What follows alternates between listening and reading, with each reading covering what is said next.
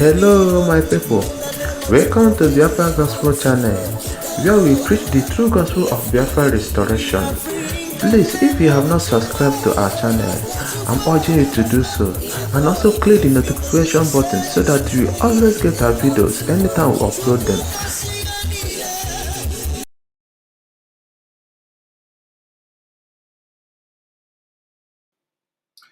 Good evening, good morning, good afternoon, depending on where you're watching from. Welcome to this wonderful broadcast where we are going to continue from where we stopped 2 days ago, the explosive analysis on the naval officers interview. I apologize for coming late, but it is better that we did not, come. It is better we come late than that we didn't come at all.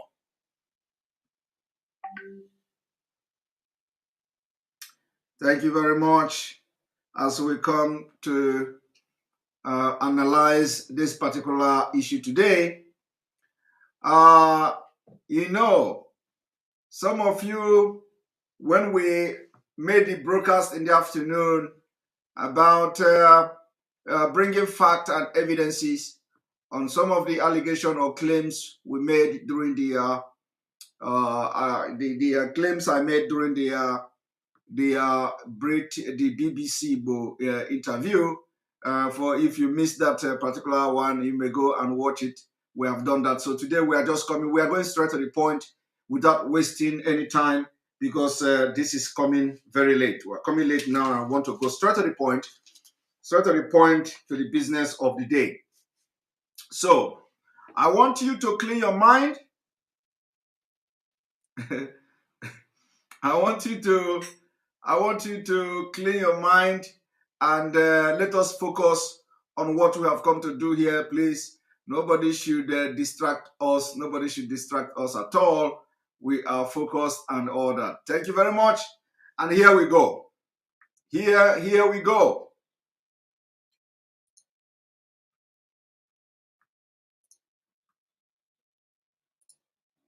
Try to cause. If you're suffering from cataracts, diabetic retinopathy, embarrassment and insecurity to the sense of what happened yesterday.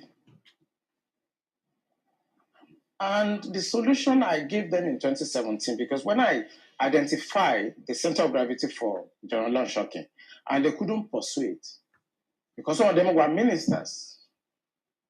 And what I'm saying now, the Department of State Services are listening to me. They know them. Yeah. So the solution I gave them was that if we can't pursue the policy strategic level, because the people that we need to talk to are also, going to be difficult to deal with. I said what they should do now is to conduct two things. We should buy blames. The blames are not UAVs. They are not drones. Blames are equipment that can fly up to 10,000 feet, 30,000 feet, static if you want, mobile if you want, and they carry a lot of payload. We saw them in Afghanistan. We saw them in Kenya. This will be something that can give us real-time intelligence. And we can know where these bandits or terrorists, where they emanate from, and when they finish operations that they've done, where they go back to. Okay. Well, they did not buy this equipment up to. Okay, now, in this kind of this man is suggesting that the DSS, everybody have all the intelligence on their table about the people who are behind the Islamization of Nigeria, about those behind the sponsor of this Boko Haram and the terrorists in Nigeria. And he is saying that they need to acquire some equipment that will show when they come to attack and when they go back. We don't necessarily need the equipment. The problem here is that the people who are supposed to be on top of the security apparatus or the security sector of the economy are all Boko Haram members. They have been taken over by the military. The military is controlled by the Boko Haram Taliban of Nigeria. The police is controlled by them. So the intelligence agency of Nigeria is controlled by them. Let me now tell you, what this man, who is very, very intelligent, refused to understand. He is going far. He refused to understand that the hideout of the bandit is not the problem. The Nigeria know where they are hiding. Gumi know where they are hiding. Gumi know the hideout of all bandits and all terrorists in Nigeria. So the problem here is not where they are hiding. So we don't need to go. If you want to know where the terrorists are hiding, if you want to know where the terrorists are hiding, go and listen to Gumi and watch Gumi's video.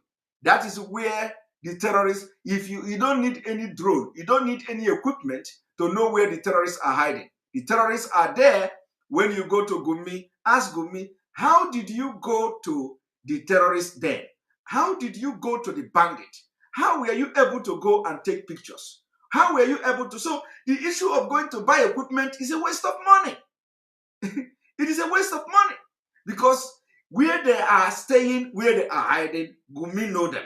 So why would we be talking about buying equipment when we have somebody who is dining and negotiating with them and taking pictures with them and taking video with them every time in the forest? So the issue of they don't know where the terrorists or the bandits are hiding shouldn't come to play at all. Shouldn't come to play at all. I believe that Commodore Kunle more probably may have watched Gumi several times, showing us videos, showing us pictures, how he go to meet from one forest to another. So if they don't know, if Nigeria security agencies don't know where the bandits are hiding, at least Gumi can help them. Gumi can help them. But you know what? It is never going to be possible. Somebody is saying the sound. Is the sound okay?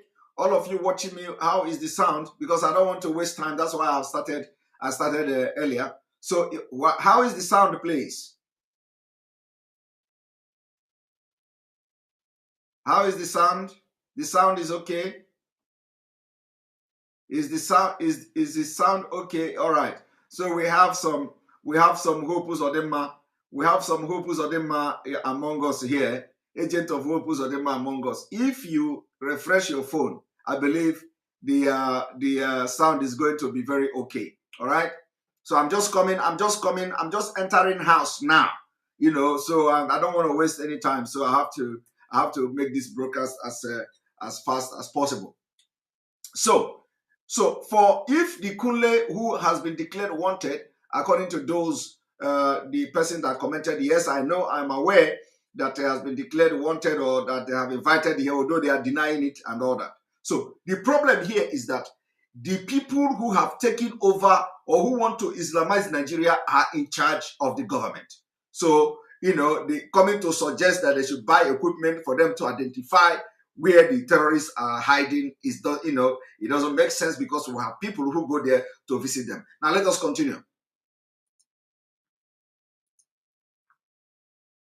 Quite a number of things. Let's pick up on some of them and see if we could make some, if you could shed some further light on some of them. Since 2012, you've been in operation, as you said, ever since that time. You questioned several people. Some people were identified at that time. Did the government at that time try any of them? Or were any of them also in government at the time?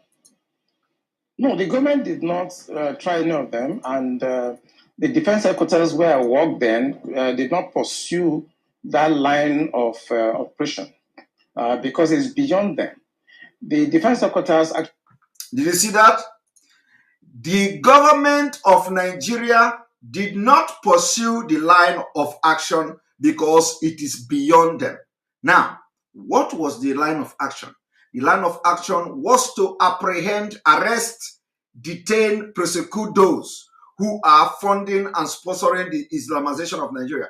I want you to underline the word funding, sponsoring Islamization of Nigeria. So as I am going to analyze this thing this evening, I am not analyzing this as those funding Boko Haram. No. I am not analyzing this thing. I'm not here to analyze it that there are people responsible for funding Boko Haram or funding ISWAP or funding Al-Qaeda in Nigeria. No. I am here to give them a name today, that those who have been identified by Kunle and his team as sponsoring Boko Haram are, in other words, those funding Islamization of Nigeria. Okay? I want you to take note of this. From today, we are changing those funding Boko Haram as those funding the Islamization of Nigeria. And they are now controlling the government of Nigeria. So that you may be understanding the message. I want you for this message to sink into your head. You understand it. It is no longer funding Boko Haram, but rather funding the Islamization of Nigeria, because Boko Haram is synonymous to Islamization of Nigeria. So funding Boko Haram is at the same time funding Islamization of Nigeria. I want everybody to begin to think along this line. Let us continue. Actually, when you look at the defense structure of Nigeria, they lie within the policy strategic level, but basically they are operational guys. So when you have policy problem, then they cannot go beyond their masters. They can write intelligence reports and say, this is what is going on.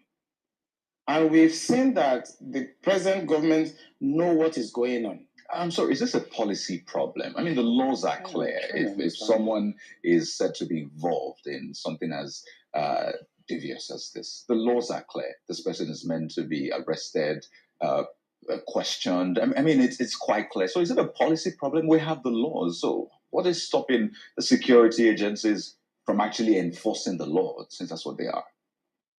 Did anyone tell you that if you want...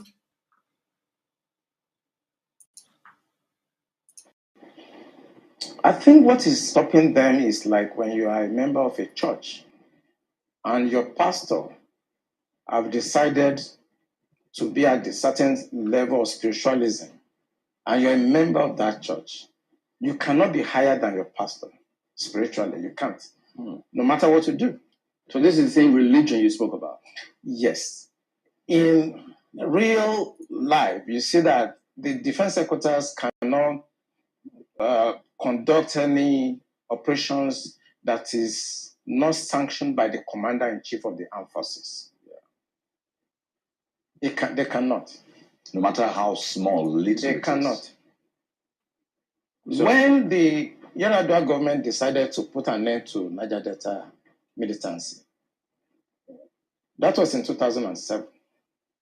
What he did was simple. He called all the security chiefs and all the intelligence chiefs and tasked them to come up with a solution. The Defense Intelligence Agency, the National Intelligence Agency, the Department of State Services were called with the Inspector General of Police and the Interpol to come up with the solution to the problem. Then the problem was Niger Delta. The president was Yar'Adua. He was dispassionate. He wanted to solve the problem. Within 6 months, we solved the problem. I remember... You didn't solve the problem. The thing is that Niger Delta problem were never solved, and it can never be solved. The only time you will say you solved the Niger Delta problem is when Niger Delta have freedom to control their natural resources, make decisions for themselves. Then you will say you have solved the problem. For now, you didn't solve the problem.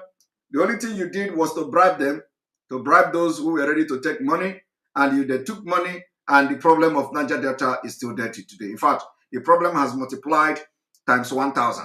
So saying that you solved Niger Delta problem was not, it's not true. The only thing is you were able to temporarily suppress those who were agitating, collected arms from them and gave them money. That was what happened. It didn't solve the problem. I have to go to Angola to go and bring Henry Oka. And nobody in Nigeria knew what we did.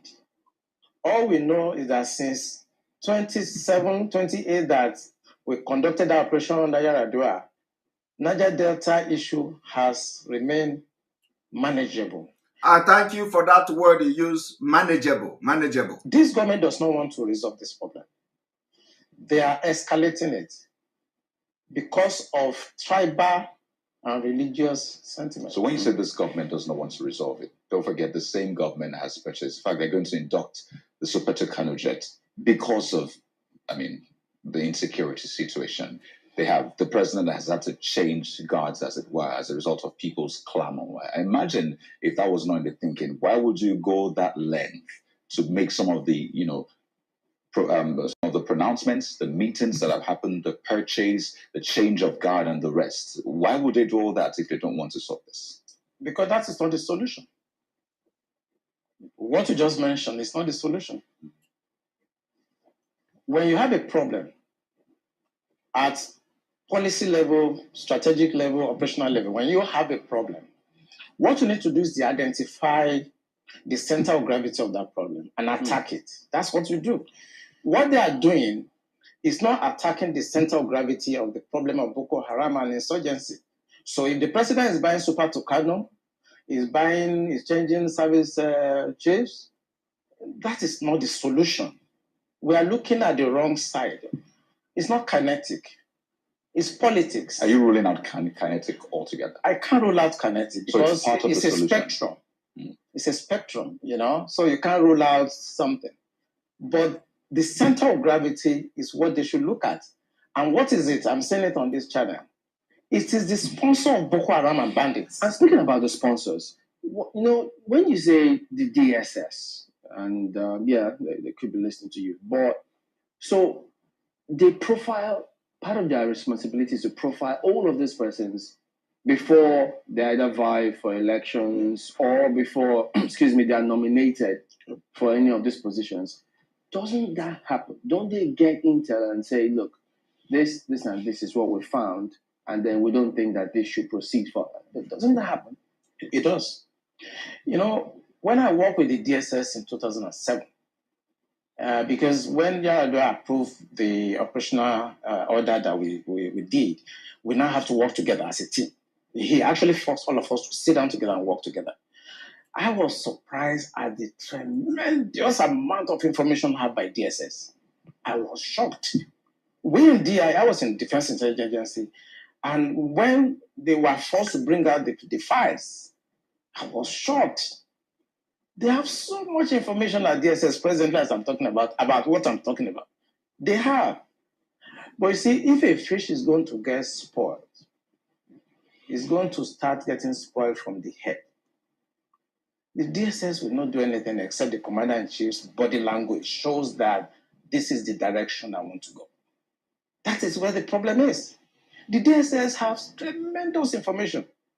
By the time 2023 is here and somebody take over and wants to undo some of this evil that I've seen in this country, you'll be surprised names that the DSS will bring out. They have the information. There's nothing I'm going to say here that they don't have. The defense headquarters have the solution for the kinetic aspect. They do.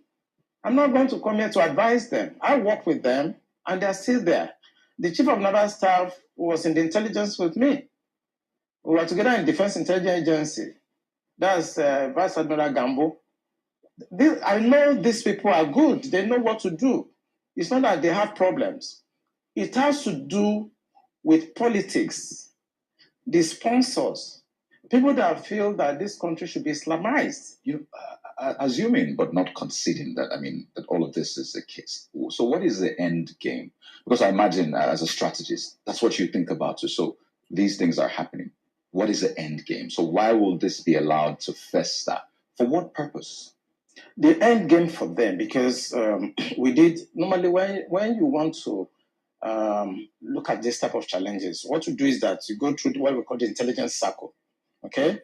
When you do the processing and you do the analysis before dissemination point, you discover that the end game for them is to just turn this country into like a Taliban type of country. And it's a mindset. And anything goes. In other words, 10% casualties, 20% casualties is allowed. in trying to achieve the end game of Islamizing this country. That's for the terrorists, the bandits. It's not for the terrorists and the bandits, for the sponsors. Because I told you, and I will repeat on this channel, the sponsors of Boko Haram and the bandits are the problems. And defense headquarters, the army headquarters, the naval headquarters, the air force cannot do anything about that. Buhari has to do something about that. The Interpol has the list of those people that are sponsoring Boko Haram. I work with Interpol. They should ask, if they don't know, they should ask. The government of Dubai, they have the list of those people.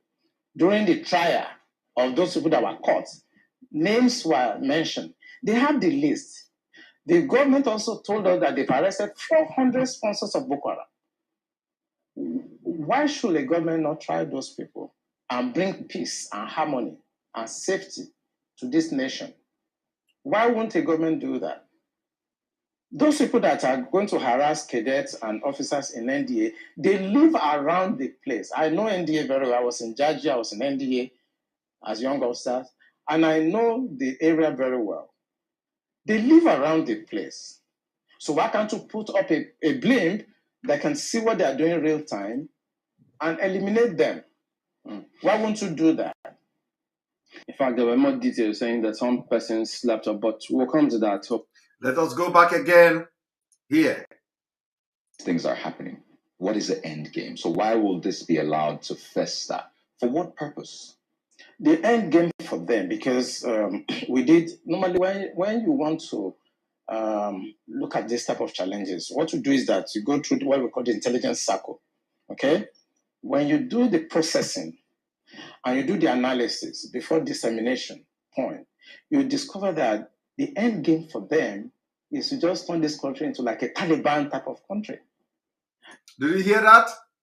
The end game is to turn the country like a Taliban kind of country. The end game is to turn the country like a Taliban kind of country. This is coming from one of the highest security personnel you can think of. He is now telling you that their end point is to turn the country a kind of Taliban kind of country. You see, and this kind of Taliban country is what we have been shouting for decades. Okay? That Nigeria, the end point is to... Now, how are you going to stop turning Nigeria a kind of Taliban country? Do you know better than this man? Do you know better than this naval officer, a retired naval officer? The end game, and that end game will never stop. That is where I disagree with him when he say the next person that is going to come will do this, and the next president will have problem with do this. There is no, if you know all these things, why are you then talking about next president? If you know all these things, why would you be talking about the next president? Why would you be talking about Nigeria? Because that is the end game. The end point is Taliban kind of country. And they are getting there. But what do your governors and your politicians in the southern Nigeria and the middle belt do? They are busy campaigning. They are busy looking for 2023. They are busy waiting for Fulani and Sultan of Sokoto. They are not paying attention to what brilliant people who have information and have seen future are talking about. This man said they want to turn Nigeria into Taliban-like country. Now, I want to ask you, how do you stop that? When it is impossible to stop the people who are already in the government. How do you stop that?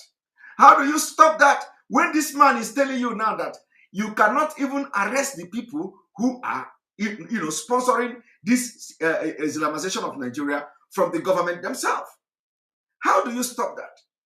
Okay, now, when Umahi will come and say, nobody is Islamizing Nigeria. I am asking you, how do you stop a Taliban-like country when it happened? You cannot stop it.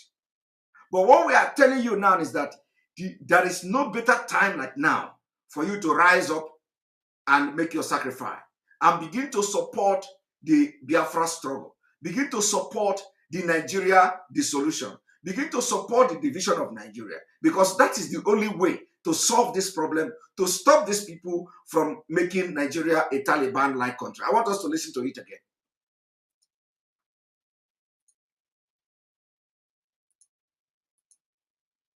This be allowed to fester? For what purpose? The end game for them, because normally when you want to look at this type of challenges, what you do is that you go through what we call the intelligence circle.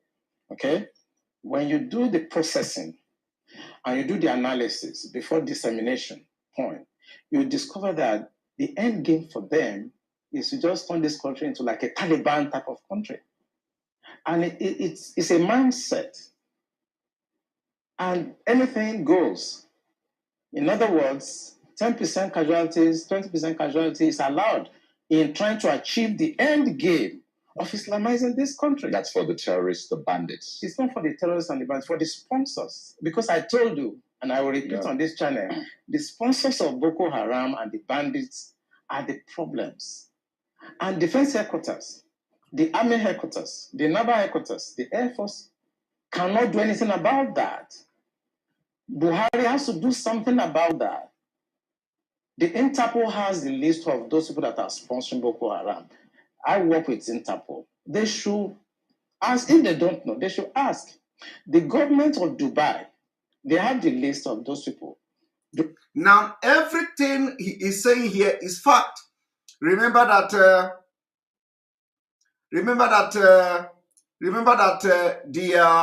when they say they want to invite this man, they say, oh, they invited him because he have a lot of information, and he is telling you here, right here, that what he is telling you, the Interpol have it.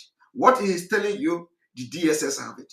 What he's telling you, the SSS have it. What he's telling you, all the intelligence agencies have the list. He went for that to say that the Dubai government, you know, the United Arab Emirates government, they actually sentenced some of the people, you know, and they gave the Nigeria have the list of the people who were mentioned in that Dubai case. And the Nigerians are not asking questions. Where are those? Where are those that the Dubai government mentioned as part of the sponsor of terrorism and Islamization of Nigeria? Where are those? Nigeria government, because they have their people in government, they hide it. So let us watch.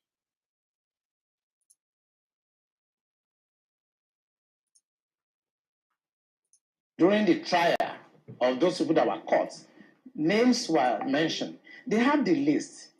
The government also told us that they've arrested 400 sponsors of Boko Haram.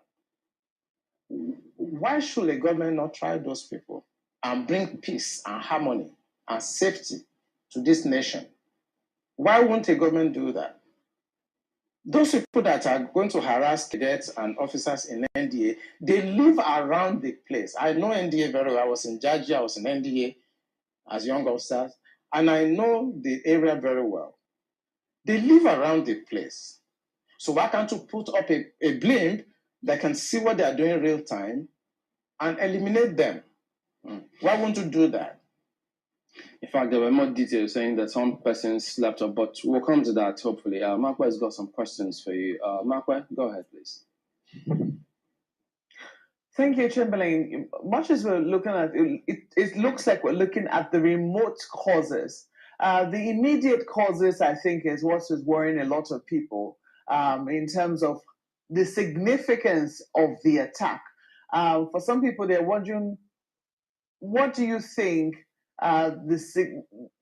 were the bandits trying to pass home a message when they chose the National Defense Academy as the area of the attack? I mean, as the area they decided to attack. Because normally people know that military installations, for instance, if you were to, I mean, you talked about how the military institutions are usually open to the public on Fridays. There'll be questions as to this attack did not happen on a Friday, it happened on a Tuesday. So the guards were supposed to have been up. So there'll be questions as to what happened, how was the perimeter breached, what about the guards that are usually mounted on watchtowers, what were they doing? Were they asleep? there'll be areas where there are CCTV cameras. What happened in those areas as well? There are huge questions around around that. And then the significance. What gave these bandits the audacity, the temerity to be able to say, this is going to be the area we want to attack today? Do you have any questions roaming in your head in terms of, what were they trying to really achieve beyond? Because some people say this is not about ransom. Maybe they want to take a ransom, yes, maybe. But it looks like they were trying to send home a message. Yeah, thank you, Makwe. You just got it right. They just want to send a message. And this is what terrorists do. And what the Buhari government should do is to tag these people as terrorists. What they want to do is to send a message to create fear and to show the military that we can come for you and there's nothing you can do. You may not know, I don't know whether it's out in the news, that the major has been killed. Belongs to some groups, and I know about 3 hours ago, his body was found. He has been killed. So it's not about ransom. I just want to confirm to Makwe that she is right. It's not about ransom. They just want to pass a message. We can come in. We can do what we need to do. And there are some hardliners in this government that are sponsoring this kind of narratives.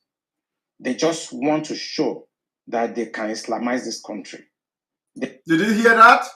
And what we are telling you now is that they have come to tell you that they are in charge. When this incident happened, I told you all it was just a message. In fact, before this man came to make this interview, for those of you who followed me, I have said it from the beginning that this man came to just give a message. The killers of this Nigerian military officers in NDA, they just came to give a message. It was a message well delivered. And I said, the message is well delivered. And that message is to show that they are in charge. So those of you who are from the southern Nigeria and you are in the military, my brother, your days are numbered. I said it. Your days are numbered because these people are bad. They just want to tell you that they are in charge. And somebody is saying BBC should take note. I have addressed the BBC. In the afternoon. I have, I brought the evidence to show that he mentioned Islamization several times, not only once. This is the second time or third time he's mentioned Islamization of Nigeria. And that is why we should be giving it the name that, the name is like those sponsoring the Islamization of Nigeria. Not just those sponsoring the terrorism or sponsoring terrorists or sponsoring Boko Haram. We need to give it that name so that people will begin to, say it and it will be sinking inside their head. And let us watch.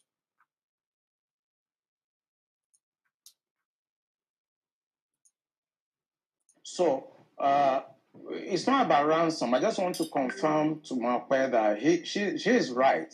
It's not about ransom. They just want to pass a message. We can come in. We can do what we need to do. And there are some hardliners in this government that are sponsoring this kind of narratives. They just want to show that they can Islamize this country. They think about Taliban. They think about the Mujahideens. And they want to replicate it in this country. And they want to. You see, when you say they want to, is where the mistake is coming from. We need to be very truthful to ourselves. We need to begin to say this thing the way it is. Let us not be, pretending. It is not they want to. They are doing. What is want to? They are already doing it. They are perfecting it. That is the reason why Mazi was kidnapped. Mazi was kidnapped. Sunday Igboho also, was arrested. Everybody that rise up against them, they are, looking for them. But today, they are in Imo State. Police are everywhere. Soldiers are everywhere in Biafra land. You can't see them in NDA, Kaduna. You cannot see them in Southern Kaduna. You can't see them in Jos. Why the Northern Nigeria are being ransacked by terrorists and the Islamization people and the jihadists, the military and all their armored cars and armored tanks are focused in Imo State. We heard that we have seen a video where almost 50 armored cars were being converted to somewhere in Biafra land, while in the north, the terrorists and the jihadists are having field jamboree. That nobody is challenging them. Nobody is, and you are telling me they want to. They are already doing. And until everybody in the south rise up now in unification, uniform, to say enough is enough. And by the way, Dr. Lafia came, and I'm going to play that video. Let me just go at least have 1 hour of this video before I come to Dr. Lafia videos, where Dr. Lafia was calling for a one week protest, 1 week sit at home protest, and like the middle belt and the southern Nigeria, everybody should sit at home for 1 week. And I don't know whether I have to play the video. I have not watched it, but somebody told me that was what he was talking about. They don't care what happened. They simply don't care. As long as at the end of the day, there's Sharia and there is whatever thing they have in their head and they want to achieve. So these people that are sending messages are sponsored by Nigerians. Quickly, please go ahead. This part of what you just spoke about now, the security agencies gleaned this from those who they arrested over time. Saying this is the intention. Absolutely, the intention of it's on the internet. So it's not even about the people we interrogated. The intention is to Islamize Nigeria. Did you hear that? And the intention is to Islamize Nigeria. And this is what actually baffles me. This is my brother from BBC. How can he, okay, I understand that he's trying to save his job, but how can he knowingly, said in our live broadcast that he watched the broadcast, this interview, and he did not hear Islamization of Nigeria? Honestly, this one beats my imagination.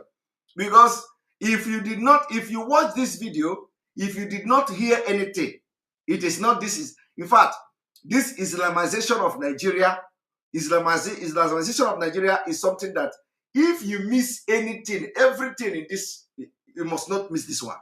So I am wondering how this, my brother in BBC Igbo, will openly say that he didn't hear that. I'm kind of quite surprised, because this is something that you cannot tell me you didn't hear. Now let us continue. So he said it several times. You see, listen, let me tell you. Somebody say he is scared. He's not. He don't need to be scared to admit it. No. He didn't say it. Why would you be scared? Why would you be scared of something that somebody said? You are not saying you. It is not you, but somebody said it. Somebody said it, and so you cannot say that you didn't. No, in fact, let me look for I think I need to play that video. One moment for people who did not watch in the afternoon to understand, because this is the media thing that we need to be putting. The record we need to be putting the record straight. So one moment.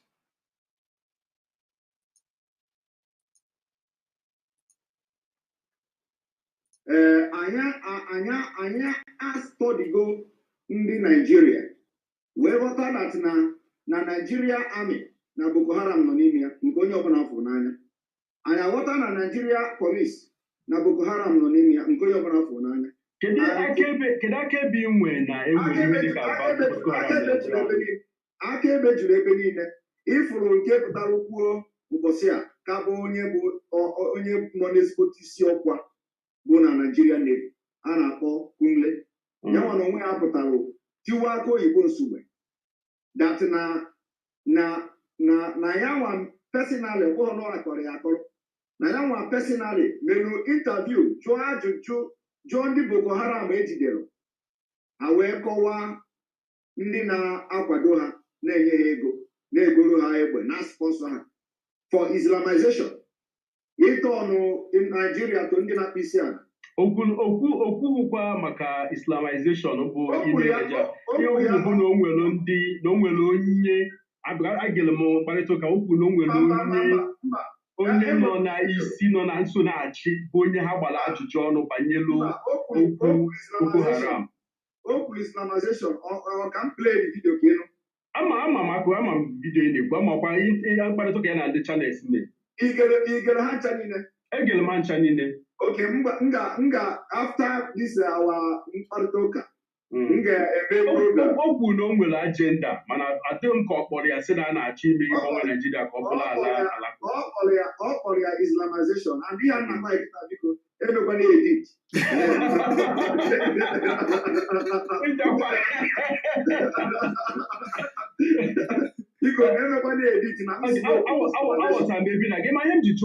All right, so you see, that is why it is always good that when we are doing something, when we are, talking publicly, especially in public or in a media like this, we have to be very, very sure of whatever we are saying. So we don't just come to say something that because we want people to believe in what we are saying, or we don't do propaganda, we don't lie, and we don't misquote people. So we say it the way it is. So our brother there in BBC should, because it is not good.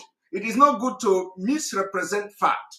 It is not good to, to come to a media like this of this kind of, caliber to say that he did not say something like that. If you don't watch, even if you say that he said it, nobody is going to hold you responsible because it didn't come from you. And if you are not sure, you say that that you are not sure, because I was the one saying it. So when I said he said Islamization, I was very, very sure of what I'm saying.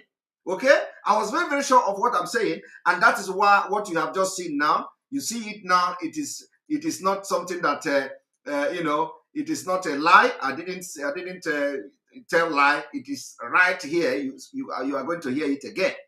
So please, my brother should always take note of this because this is a very, very costly mistake to come to BBC Igbo and tell the world, tell everybody watching that this man did not say such thing.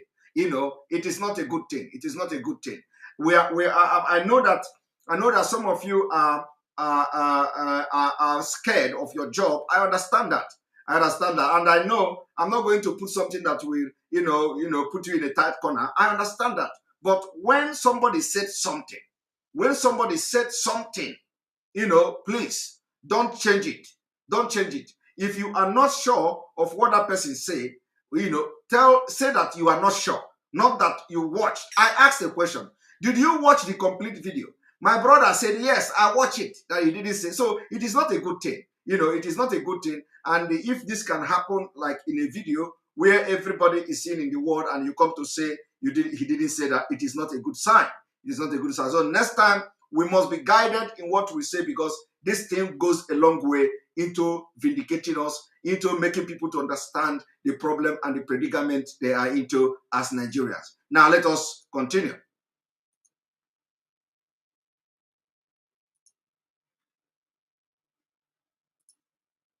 Sorry if I could follow up on that quickly. Please go ahead. This part of what you just spoke about now, the security agencies gleaned this from those who they arrested over time. Saying this is the intention. Absolutely, the intention of it's on the internet. So it's not even about the people we interrogated. The intention is to Islamize Nigeria. And now, if this man can say that the intention is to Islamize Nigeria, who are you? Who are you, Omahi? What do you know about Nigeria, Omahi? What do you know about Nigeria Southeast governors who do not have any access to security? You don't even have any access to Nigeria security. You don't have any access. As a governor from the Biafra side, you don't have any access to any security. Because if you do, as a governor from the Southeast, you will not be acting the way you are acting. If you know, you cannot allow Hope Uzodinma to continue to sit in Imo State. The entire governor in that southeast region should have rebelled against Hope Uzodinma. But you people are not doing it, which means you don't even have the security report of Nigeria. You don't have it. So what I am trying to say is that somebody say Chibweze 120. Simon Ekpa is a businessman. He knows if he started broadcast on Radio Biafra, he could not be able to make money on his platform. My brother, who don't like money? Is it you that doesn't like money? Come and broadcast and make your own money. Okay? What is stopping you? Come and broadcast and make your own money. What is stopping you from making your own money? And let me say this. When I started broadcasting and making videos, my videos were everywhere in the internet, everywhere on YouTube. People are making money with my videos. I didn't complain. If you want to make money, bring your own time, bring your own computer, employ yourself, make money for Biafra. Nobody is going to, at least I will be the last person to attack you. Okay? So come and make your money. We need you to make your own money and talk about Biafra. It is very, very important. Okay? I didn't start it today. So please make your own money and talk about Biafra. Personally, I will support you. I will support you. I will never be against you. Make your own money and talk about Biafra. And let me tell you, the people that are making money from Simon Ekpa video, I am not even against them, not to talk of when you make your own video and make your own money. So I am not the kind of people you guys will push around about money this, money that. Make your own money and come and support Biafra. We are going to support you. Okay? But if you cannot do it, you keep quiet and remain silent forever. All right, let us continue.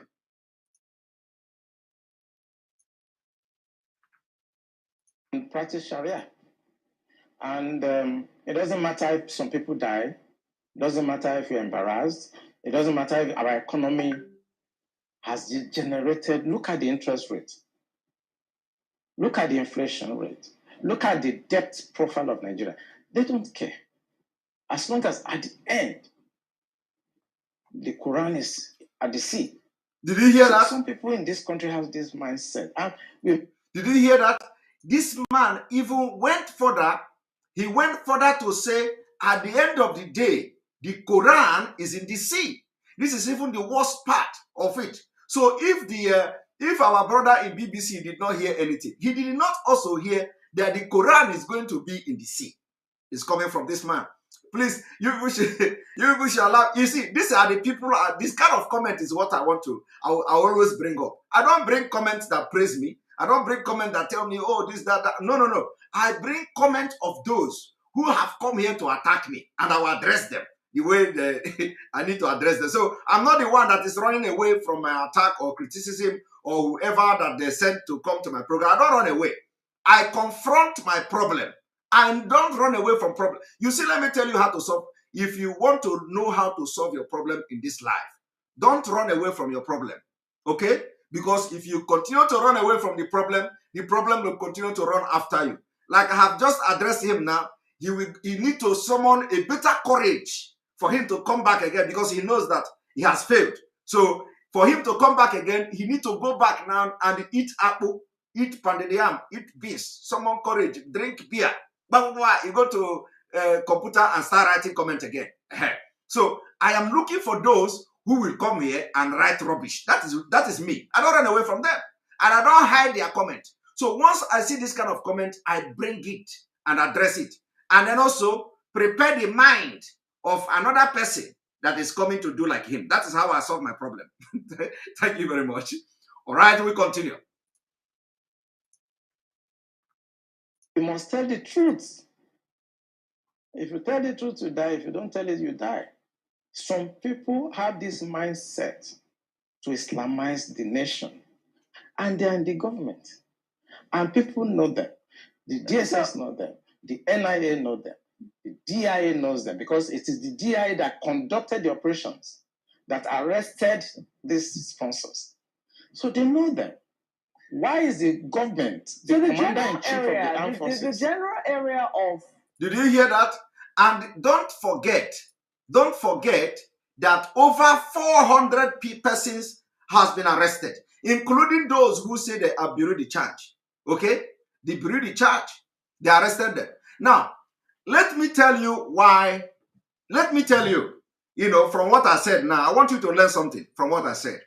Remember, I said, me, Simon Ekpa, I don't run away from my problem.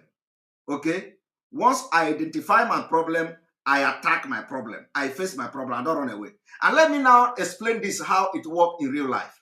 Okay? Let me explain what I said, because some of you may learn something today. Let me explain how it works in real life. How it works in real life is when you see Nigeria Army today, Nigeria Army, they say they have pumped billions and billions and billions into Nigeria military to fight and combat Boko Haram. Do you know why they have not defeated Boko Haram? And apart from the fact that the government, the people in government controls Boko Haram, which is the instrument of Islamization of Nigeria. Do you know why Nigeria can never defeat Boko Haram until Boko Haram take over if we did not divide Nigeria? Do you know why? Because they never confront Boko Haram. You can never hear say Nigeria Army went to Sambisa forest and confront Boko Haram and chase them. It is always defending. It is always repelling. They have never confronted them. Each time they are waiting for Boko Haram to come. Boko Haram will come, attack, kill them, bombard them, and go back. They have never confronted their enemy. They have never confronted Boko Haram. But any day,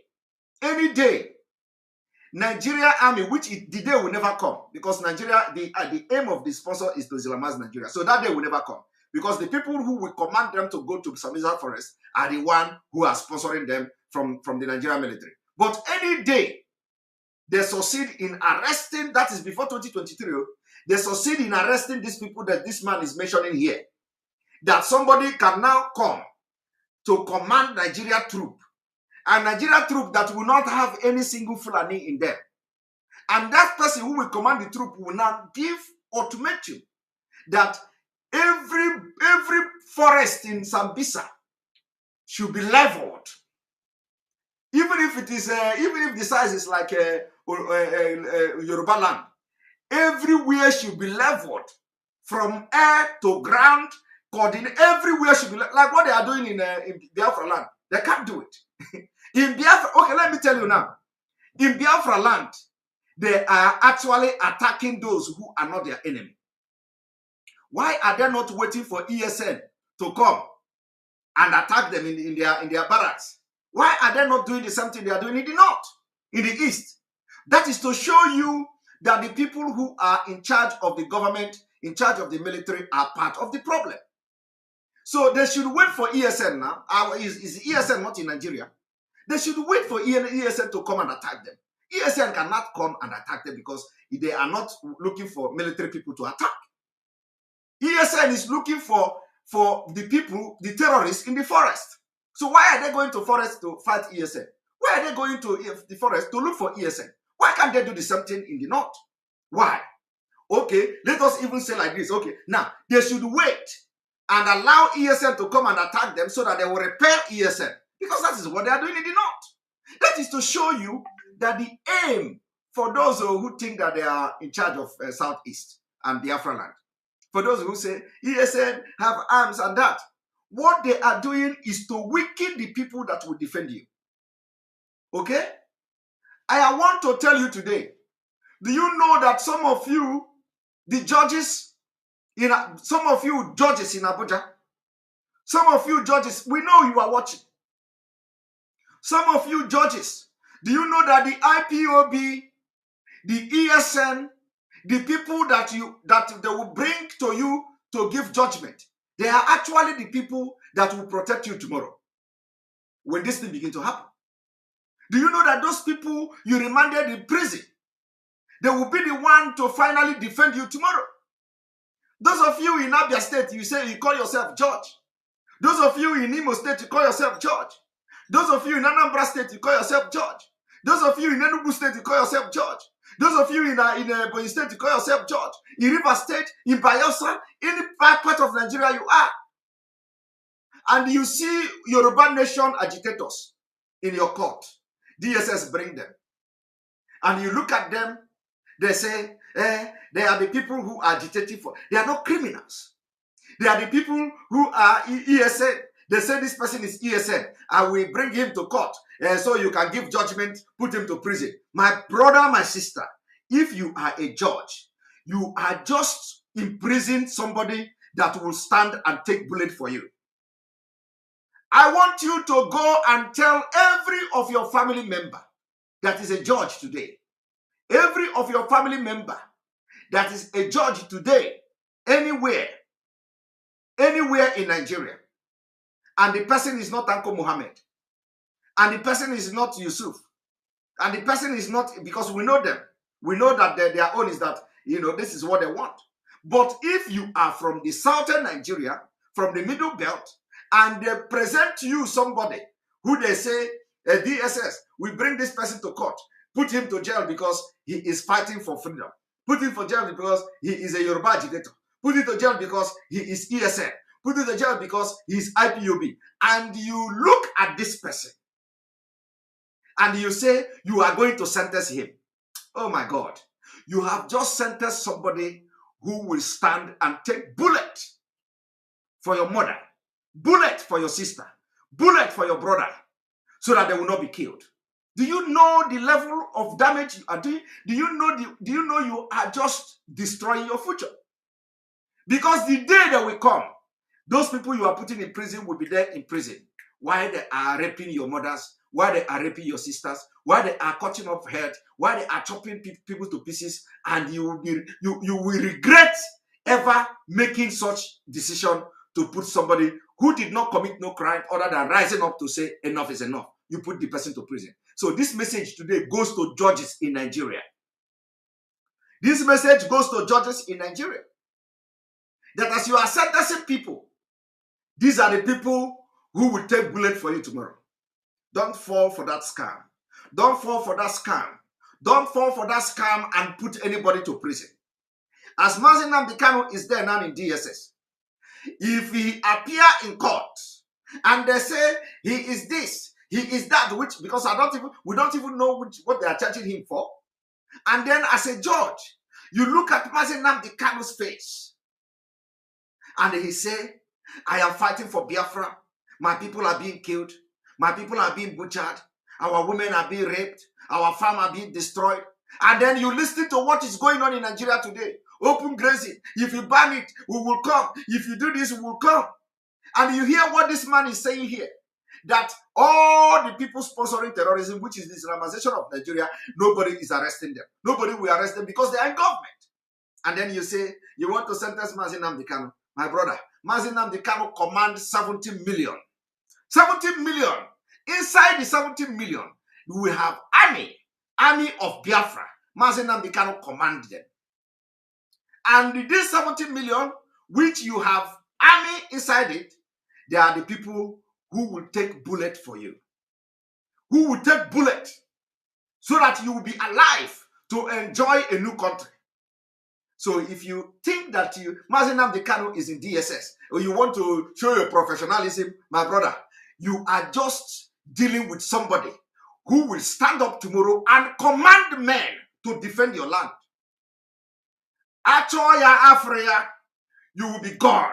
Your land will run, Fulani will run over your land in 1 week. Any day, we look for Mazi Nnamdi Kanu and we don't see it. Your own is gone. It may not happen today, but it is coming. So if you are a judge, and you are the one who is going to sit when they will bring Mazi Nnamdi Kanu, think over it. I want this message to go to that person who is going to sit on Mazi Nnamdi Kanu's case. I want this message, cut this video. If you know that woman, if you know whoever the person is, cut this particular video, send to that woman. Tell the woman, whoever the person is, or a man, tell the person, except if they bring Fulani. If they bring Fulani, they will know. But even if they bring Fulani, send this message to the person. Tell the person that Mazi Nnamdi Kanu that they are going to bring to his or her court, and he is going to be the judge. that Mazi Nnamdi Kanu command millions of Biafrans. He commands 70 million of Biafrans. Inside that 70 million, there are army, there are security personnel, there are defense, there are, all manner of people he commands. And any day you look for Mazi Nnamdi Kanu and you don't see him, there is nobody. There is nobody. There is nobody that will command those men to defend your land. But before you know it, you are gone. And what do they use? They use you to fight your own self. They use you to wipe your future and your generation away. Don't allow that to happen. This goes to every judge anywhere in Biafra, anywhere in Yoruba land, anywhere in the southern and eastern region of Nigeria, anywhere in the middle belt, including those in the middle belt. It is time you begin to use your number 6. Don't jail anybody from your region. Don't jail any man at all. It is time we begin to empty ourselves. It is time we begin to empty our prison because the time is here. They are coming.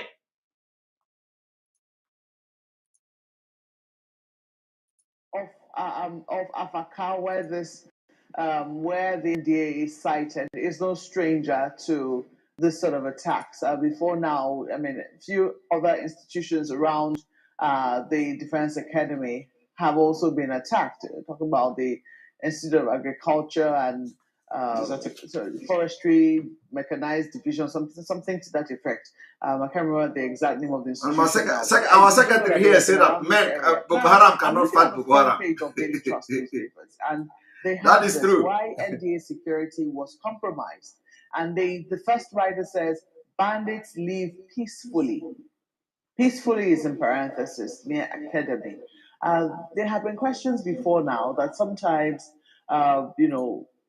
this happened in Jos, around. Let us listen to what she said again. Forestry, Mechanized Division, something to that effect. I can't remember the exact name of the institution now, but we do know that they have been around this area. Now, I'm looking at the front page of Daily Trust newspapers, and they have this, why NDA security was compromised. And the first writer says, bandits leave peacefully. Peacefully is in parenthesis, near academy. Did you hear that?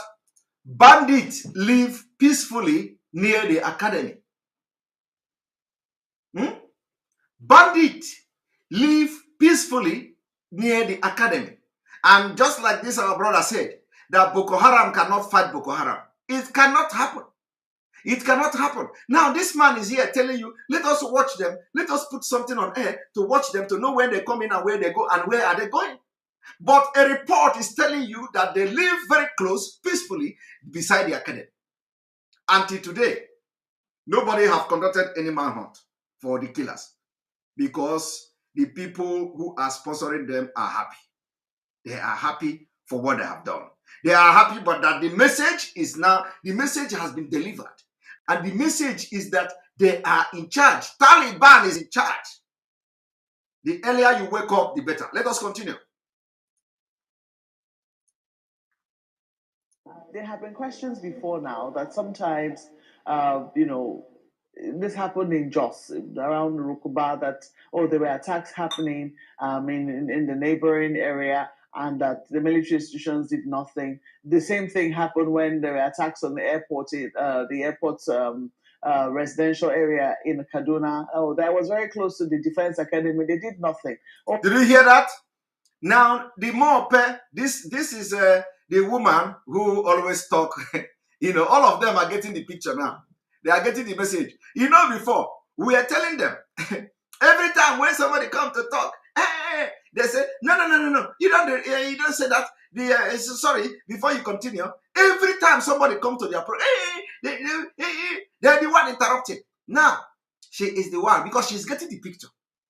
Now she is the one telling another man, a guest in the studio. Oh, there was this thing they said, the attack in Josso, and the military did not, and the place where the attack was very close to the military. How can military do anything? That is what we have been shouting. She continued, the attack in airport headquarters, and it was very close to NDA still. The military did not. Now, This is ordinarily what somebody will say in her program, and she will say, no. You know, the Ataru, the dead Ataru came and he flied on the boat, and the elephant was flying, and the elephant killed the people, and the people came up, and all the money was swallowed. She would begin to interrupt the person. But look at her. All of a sudden, maybe because the man is from his, the man is from her place. I don't know. maybe the spirit is joined together, because I can't explain this one. This is unlike her. She is the one always telling you, no. Now we have to do this. No. Now we have to do that. No. We are going on break. No. The elephant was there. No, elephant was flying. No, this one. And now she is the one now telling you the attack in Jos. Military didn't do anything. The attack in Kaduna, people didn't do anything. And she's the one not telling Nigeria. This one tire me. I am surprised. But do you know what? Everything she said here, is it a lie? The answer is no. It is not a lie. It is a pure truth. The attack in Jos, and the military was there. The traditional ruler in Jos told the military, go and save the life of the people. The military told the traditional ruler that we did not get command yet. Do you understand that? And that was how these people killed people in Jos, and nobody was there to help the people. The same thing happened in the airport quarters. They went there several times to kill and kidnap people. Nobody were there to repel the attack. And she is saying it. For the very first time I'm hearing this. This is unlike her. But everybody, maybe, okay, now I can understand. Maybe the Afghanistan thing is helping this whole matter. Because, a lot of people are Afnanye Ekwe, Thomas Ekwe. It is in the Bible. When you seeing is believing. And they don't know that seeing is very dangerous. Seeing is and believing is very dangerous. So, seeing and believing are Boko Haram. Seeing and believing is not for Sambisao. Seeing and believing is not for jihadists. Seeing and believing is not for bandits. As you are seeing, Piam, they are negotiating your ransom. That is not seeing up. If you allow yourself to see and believe in bandit, you are going to end up either dead or you will be a bag case about container. A bag case about container. So don't ever jeopardize your life when you say seeing is believing. It is not in this thing we are saying now. Believe what we are saying, and it shall be well with you. Let us continue.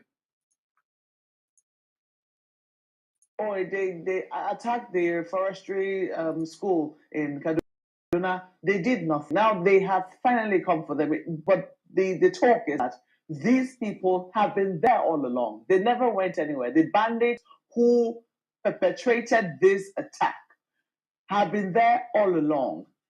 Does the military really need, if this is something that is of concern to the security agencies, because it was only a matter of time from what it was seen that we're reading that these attacks were going to happen.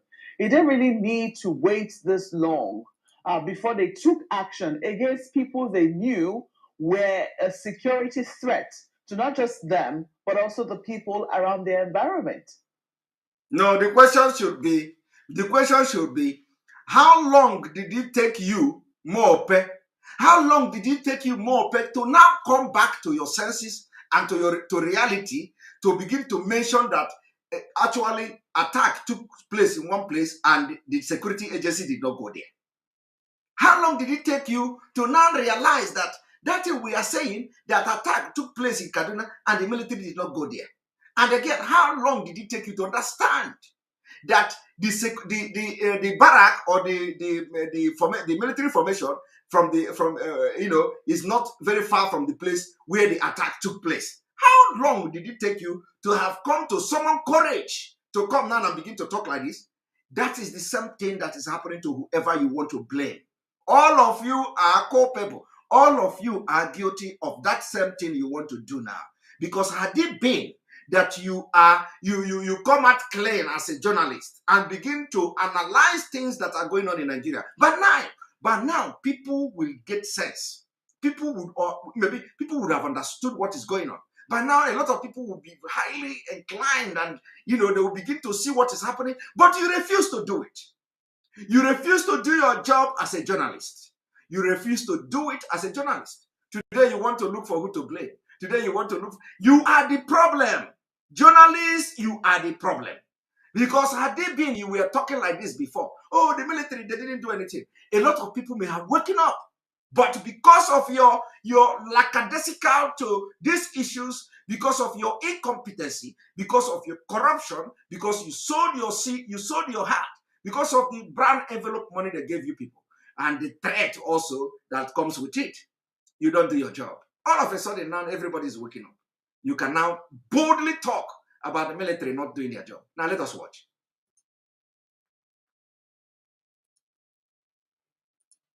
Yeah, Makwe, I may also shock you that some cadets have been abducted before now. And when they took these cadets away, and they demanded for ransom, as low as 400,000 naira at that time, the cadets were released after the ransom were paid. Did you hear that? How many of you heard that the cadets were abducted? I want to ask you today.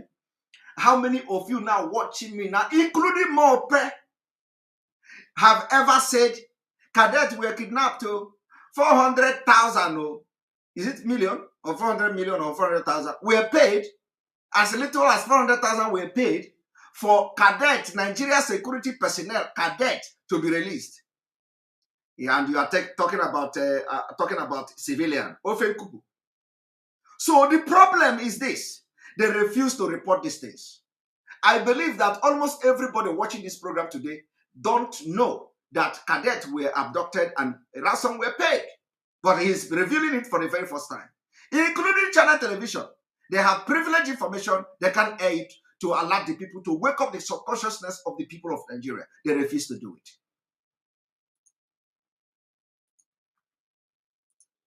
And the cadet told them that where they took them to, that they could hear the parade going on in NDA. Hey, are you people hearing that? Where they took them to, they could hear parade going on in NDA. Parade going on in NDA. Do you know what? But the Nigerian army cannot do anything because they are controlled by the army. These people have infiltrated everywhere. They are waiting for the day that, you see, their own is going to be very different. It is going to be even more professional, better than the Taliban, because they are in 82 Division Enugu. They are in Kaduna. They are in Anambra, on Chabarak. They are everywhere they are. So the day they are going to rise up, it's just one signal, bam, everywhere captured. By that time, you'll be running up and down. Mazi Nnamdi Kanu told us so. Oh, Mazi Nnamdi Kanu told us so. We didn't believe, oh. We didn't believe, oh. He was telling us so. We didn't believe, oh. Oh, Simon Ekpa was making program every day, oh. Oh, these people. By that time, my brother, it is late. You know, there are some things we have to say in Igbo so that people will understand. You know, if you did not bow, they're going to shoot you from the back. And the time is coming. You go and learn, go and check what is going on in Afghanistan. And you know what? America, this is the reason why I say there is no better time to fight war. There is no better time to fight war for freedom, if not now. You see, there is no better time to fight this war. Look at, they come and they say, America, they told Taliban, America negotiating with Taliban. Negotiating. UN everywhere negotiating. If the day they are going to run over Nigeria, that is how they will do it too. They would. So if you like, say, we don't. Who do we know? What do we know about the war? We don't know war. We didn't fight Biafra war. My brother, Biafra war was in 1967, so many years ago. That time, you know, there is no computer. It is not this kind of. You don't. It was age, Stone Age. I am telling you. Do you know? Did you not see Nigeria in 1967? Did you not see Biafra land in 1967? Go and look at the video. Go and look at the video and look at today's video and see the difference. My brother, We are not in the same era. 1967, too far. That was decade ago. Go and check picture of 1967 and go and check picture of 2021. We are in different world, completely different world. So this war is now the best time to fight it if the referendum did not come.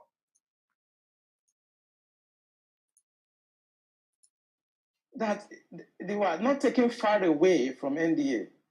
That every morning they hear the parade and the programs going on in NDA while they were in the camp of the terrorists. You are right. These people live around NDA. It's about social cultural issue. As long as you're a Muslim and you speak Fufude or Hausa, you can do whatever you like. Did you hear that? As long as you are Muslim, you speak Hausa or Fufude, you can do anyhow. And this is the fact. This is the fact. And I hope that Nigeria will begin to speak the truth now, because this is the fact. This is what we have been preaching all this while. We have been preaching it. Today, Mope is not interrupting this man. Today, the channel television presenters, they are not interrupting this man. Unlike before. Before you can mention two things. Before you can security, Look at them. They paid attention. Did you notice it? All of them were, the cold blood was going through their vein. All of a sudden, they are paying listening ear to somebody who is talking against Nigeria. All of a sudden, I want you to go and pay attention to Mope's interview before the Taliban attack. Go and pay attention to it. Just go there and, and compare and contrast. You see the way everybody, all of them relax. Allow this man to talk because they are not getting the picture. They are not getting the picture. Now let us watch. Fraternize with the military and go in and out of the barracks. You are saying that the attack did not happen on Friday. Of course, it will not happen on Friday, but they have enough time to carry out surveillance. They have enough time to have insiders that will work with them. The problem is that journalists should go around our military institution this Friday and carry their cameras and see the decadence, the security breach that goes on every Friday in all military institutions across Nigeria. Okay, now the question is, since after this man said this thing, have you watched channel television go on?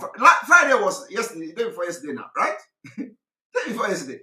Did you see in our, at least I have not been following them, but if you see a video where channel television have been to any military formation to confirm this allegation and show the video to us? If you see that kind of thing, show me, because I have not seen. But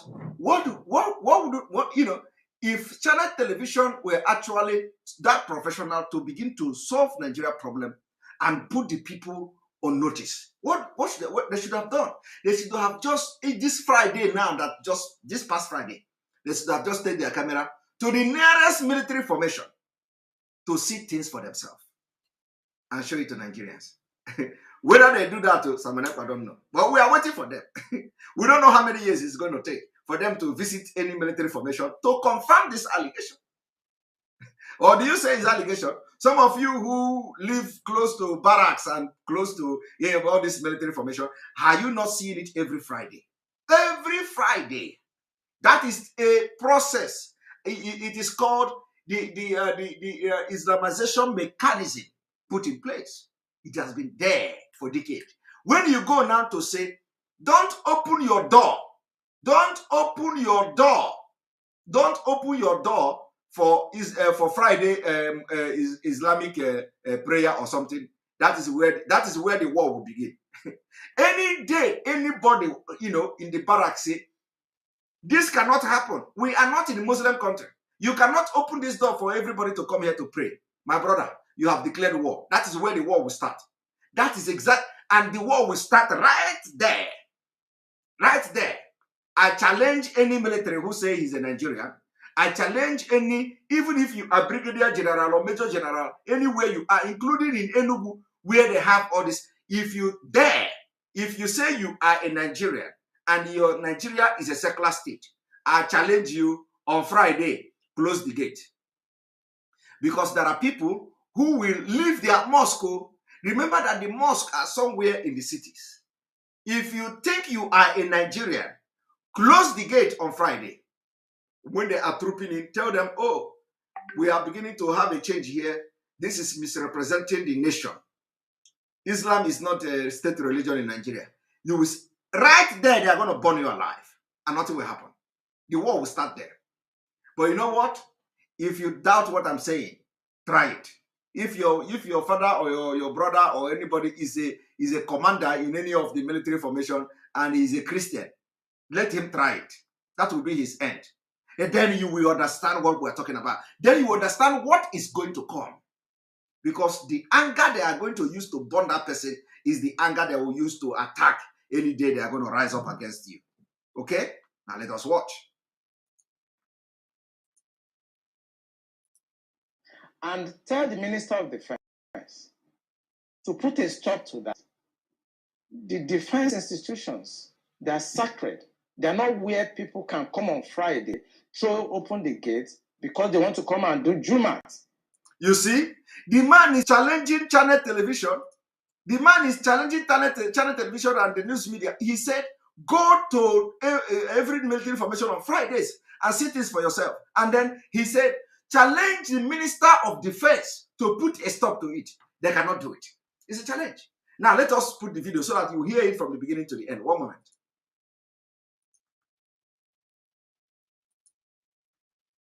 You are saying that the attack did not happen on Friday. Of course, it will not happen on Friday, but they have enough time to carry out surveillance. They have enough time to have insiders that will work with them. The problem is that journalists should go around our military institution this Friday and carry their cameras and see the decadence, the security breach that goes on every Friday in all military institutions across Nigeria, and tell the Minister of Defense to put a stop to that. The defense institutions, they are sacred. They are not where people can come on Friday, throw open the gates because they want to come and do Jumat. The truth is that on Sundays, we don't have such, invasion of our premises by Christians to come and pray or to come and do whatever on Sundays. But for the 35 years I spent in the military intelligence, if you go to Tego Barracks in Papa, it's the same. Did you hear that? For the 35 years in Nigeria military, every Sunday, nobody is opening door or gate for Christians. And he used Apapa as example. He said, if you doubt me, go to Apapa. Now the question is, have China television and other news media go to Apapa to check it on Friday? Every Sunday, you don't open door for Christians. But every Friday, you open door for Muslims for the past 35 years. And let me tell you, that is where they establish contact to carry out the killings, to recruit army into Boko Haram, to give them, to say they are representatives. That is where all these people rapport together. They live outside mosque. They will come to Nigeria and our military formation because they know the importance of establishing contact with those in military. But a Christian, oh no. If your brother is a major, first of all, you will be afraid, Those of you in Nigeria, my brother is a major in the army. Once you hear, if you come to the place, you hear this family, they have major in the army. That is no-go area. No-go area. Automatically, the security of the village is already guaranteed. once you hear that this from this family, we have major there. From that, for the fact that the family have major, if the person can go to the market, open square, and slap anybody, and they will tell you, you don't know them. They have major. That is Christian for you. Christian. They use their position to terrorize you. I am telling you, that is the Christian soldier. They use position to terrorize you. But look at them. Look at what they do. This is a long-time plan. Even the Megiddo, the one that do shoemaker, every Friday, they carry that box. They enter Nigeria military formation. They will go there after praying. They are going to shine shoe. They are looking for who is wearing the highest rank there. They look for who is wearing the highest rank. They shine the shoe. As they are shining the shoe, they are establishing contact. They are, connecting. They are discussing. And any day, that military man want to carry before you know it, the military one will build his own gang, cabals of people who can go and die for him. Where before you know it, they establish that understanding, and they will shine the shoe. Tomorrow you will see, we make contact with this one. I want you to do this. I want you to do that. From there, terrorism starts. But the Christian, Christian, who are you? What I'm telling you is a fact. Listen, I have been to Nigeria Defense Academy in Kaduna. I have been there. In fact, I have trained in Nigeria Defense Academy in Kaduna. Me, I have trained there. So I know what I'm talking. Okay? I trained there. I know what I'm saying.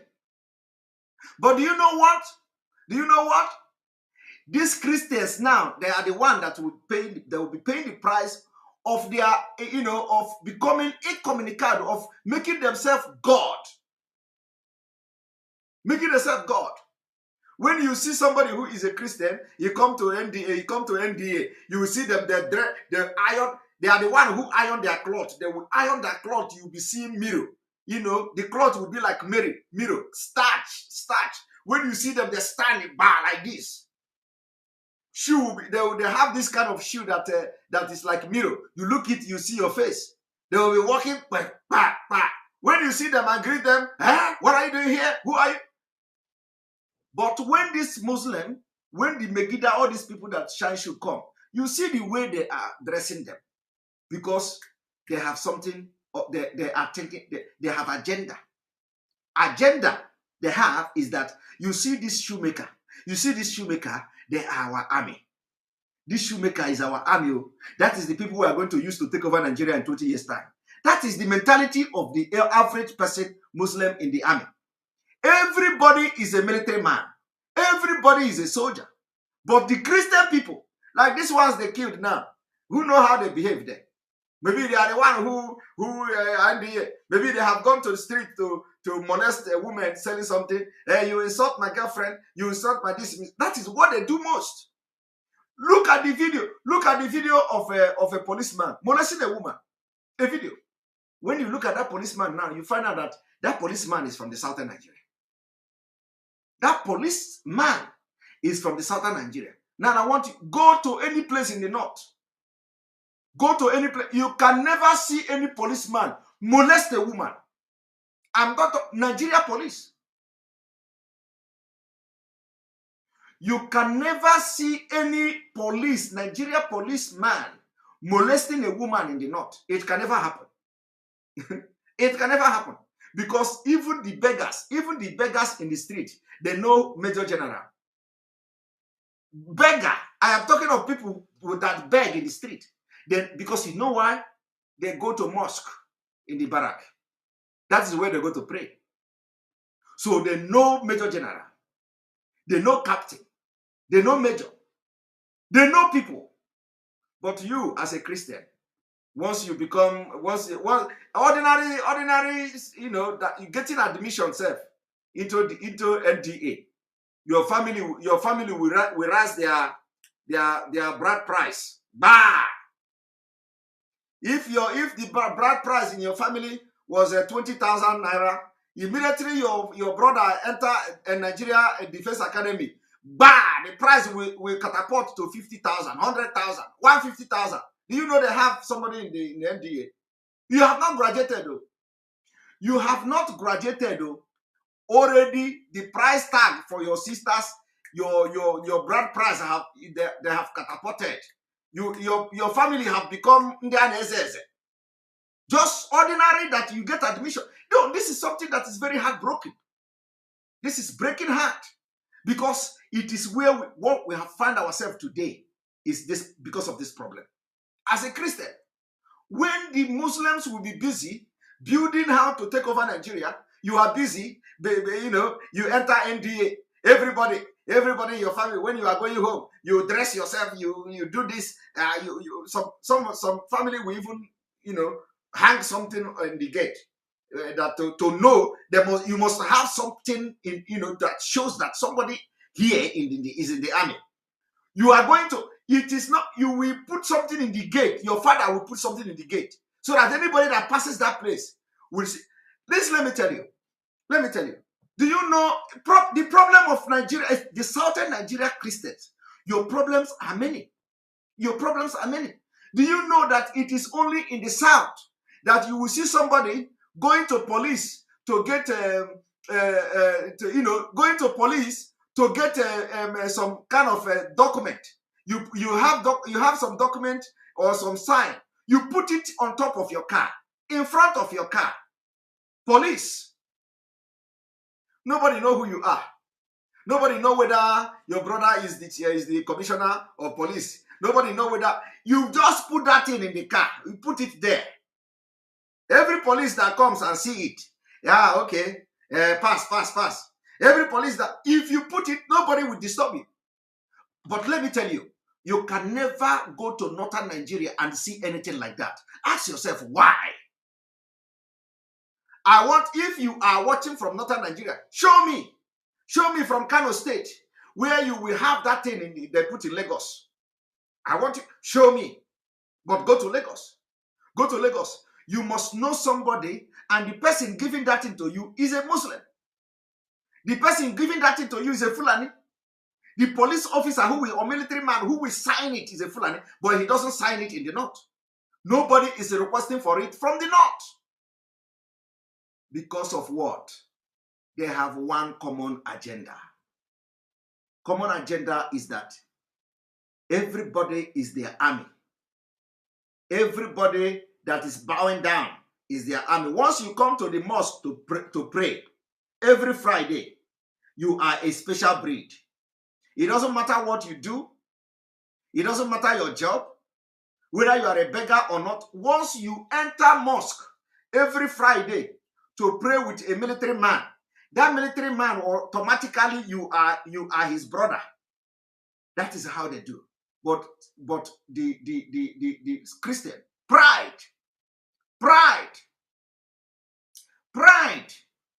And the point, what I'm telling you, this must stop. This must stop. Pride. You enter NDA. All of a sudden, everybody now doesn't make sense to you because you are you're a military man.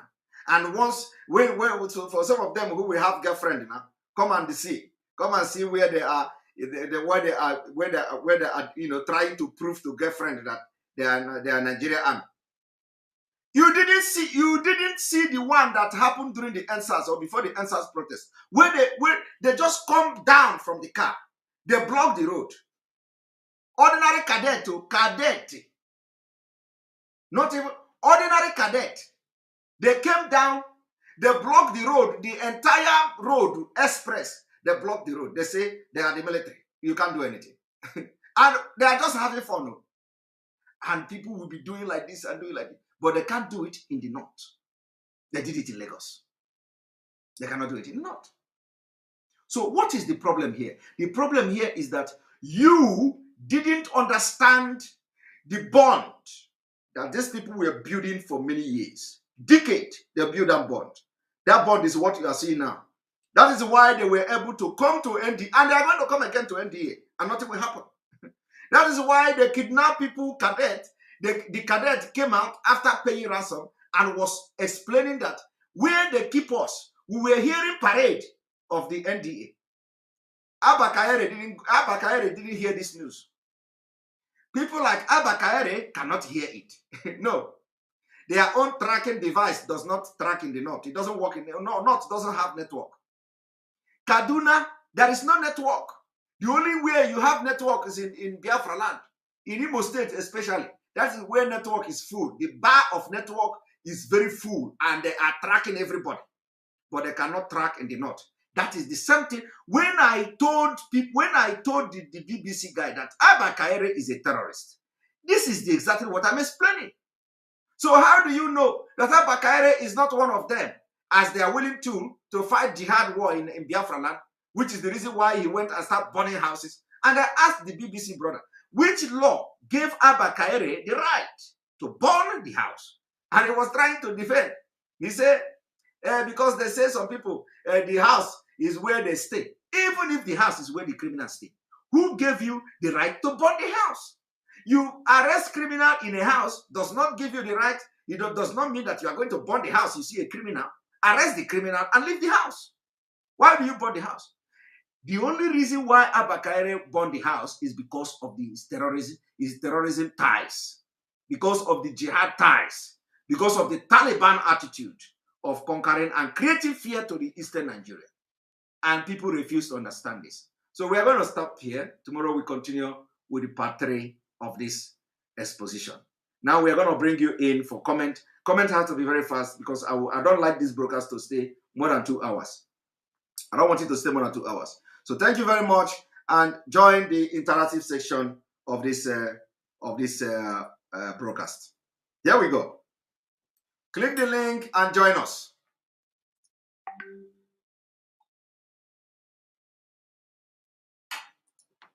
Click the link and join us. Here we go. Tell us what you have just what you have learned and a way forward. Of course, we all know that at least you have heard Islamization, which is a very strong one. You've heard Islamization several times. You've heard that they are going to put a deep Bible in the Quran in the water and all that. So let us focus on what we've just heard now. Thank you very much. Welcome, Johnny. Welcome to the program. Good morning. Yeah, Mazi, Simon. I know it's already late there. Good evening over here. Yeah, good evening over here. Yes. Yeah, thank you for your exposition. Thank you for all you do. You know, well, I don't have much to say. All I want to say is just keep doing the good work. The Almighty God is your strength. So all we know is that we must be free from this contraction called Nigeria. Biafra must come. And also, I'm also praying for Nnamdi Kanu. You know, he must surely be alive to witness this Biafra. You know, and I pray for all the Biafrans all over the world. You know, that God should help us both in our endeavor, both in our business. You know, both our coming in and going out. God will help us to enrich us, to bless us, so that we can pursue this course until this Biafra will come to existence. That's all I want. That's all I want to say. Have a good night. I pray maybe one of these days I will come and visit you in Finland. Yeah. You're welcome. You're welcome. All right. Chigozie, welcome to the program. Thank you, Mazi Simon. Thank you today. Today you take me. Good evening from here. Welcome. Thank you so much. I'm so happy for the exposition you just did. I watched your BBC interview yesterday. You tried. We understand the difficulty with speaking Igbo fluent, but that's what everybody is suffering. But we appreciate the interview. I just want to make a little submission, and that is number one. I want to thank you for what you're doing, and I want to encourage you sincerely. Please don't be distracted. The Lord has given you a voice among Biafrans, and to a large extent to the general public, both internationally and even in the zoo. So please keep it up. Don't be distracted. The only person that can distract you is yourself. Some of these things should be your motivation. Our leader became more popular than he used to be when the zoo thought they were trying to silence him. The moment they arrested him in 2015, you know how the whole thing went viral. Today, he is like the greatest black man living, the most popular black man living, to my own submission or to my own belief. Yes. So please don't be distracted. We are seeing and hearing everything that is going on. We have our own reasoning and our own understanding.